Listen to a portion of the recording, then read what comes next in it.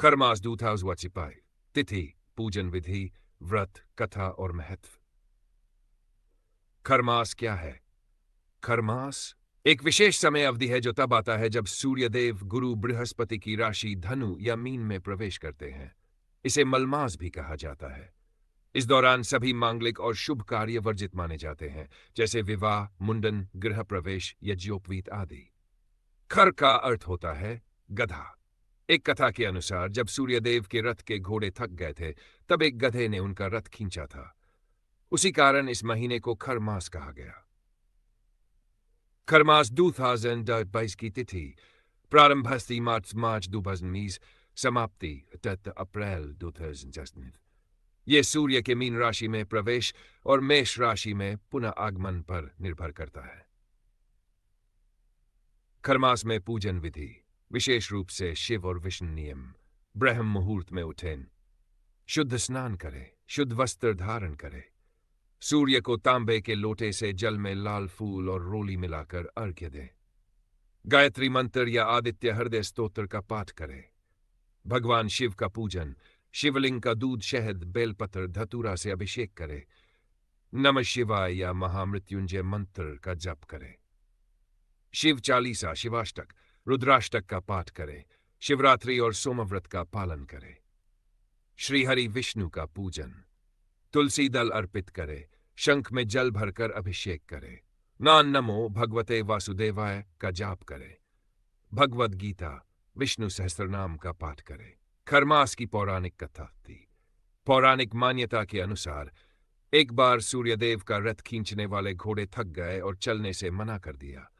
सूर्यदेव चिंतित हुए क्योंकि उन्हें निरंतर चलना आवश्यक था।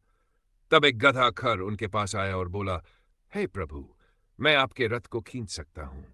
सूर्यदेव ने उसे स्वीकार किया। गधे की धीमी गति से रथ की गति मंद पड़ गई, जिससे धर्म, कर्म, यज्ञ, हवन और शुभ कार्यों की शक्ति क्षीण हो गई। तब देवताओं ने निर्णय लिया कि जब तक सूर्य खर के रथ पर होंगे, तब तक कोई शुभ कार्य नहीं किया जाएगा। इसी काल को खरमास कहा गया। एक ऐसा समय जब धर्म और तपस्या को प्राथमिकता दी जाती है। 22 खरमास में क्या करें? सकारात्मक कार्य, भगवद गीता, रामायण, श्रीमद् भागवत का पाठ करें, पूजा पाठ, ध्यान, तपस्या, योग का अभ्यास करें, शिव एवं विष्णु आराधना करें, दान और पुण्य, अन्नदान, वस्त्रदान, जलदान, गोदान करें, गरीबों, ब्राह्मणों को भोजन कराएं, पितरों के लिए तर्पण करें, व्रत और संयम, एकादशी, प्रदोष व्रत, सोमव्रत रखें, सात्विक भोजन करें, ब्रह्मचर्य का पालन करें। क्या न करें खरमास में? विवाह, सगाई, मुंडन, गृह प्रवेश आदि, नई संपत्ति, वाहन, आभूषण की खरीदी, होटल, नया व्यवसाय आरंभ करना, मांस, मदिरा, तामसिक, देव का रथ खींचने, क्रोध, वाणी का अपमान, अशुद्ध व्यवहार। सप्ताहवार क्रम, खरमास की साधना का क्रम। प्रथम संकल्प लें, ध्यान शुरू करें, दिनचर्या संयमित करें। द्वितीय सप्ताह उपवास करें, धार्मिक ग्रंथों का पाठ आरंभ करें।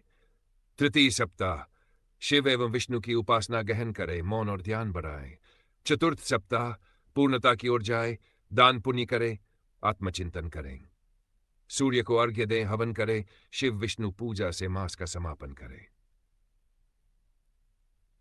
विशेष मंत्र खरमास के लिए उपयोगी। त्र्यंबकं यजामहे सुगंधिं पुष्टिवर्धनम उर्वारुकमिव बंधनान् मृत्योर्मुक्षीयमामृतात्। विष्णुमान नमो भगवते वासुदेवाय घृण्य सूर्याय नमः।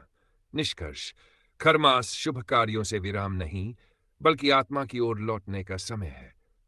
जब बाहरी गतिविधियां रुकती है, तब भीतरी साधना बढ़ती है।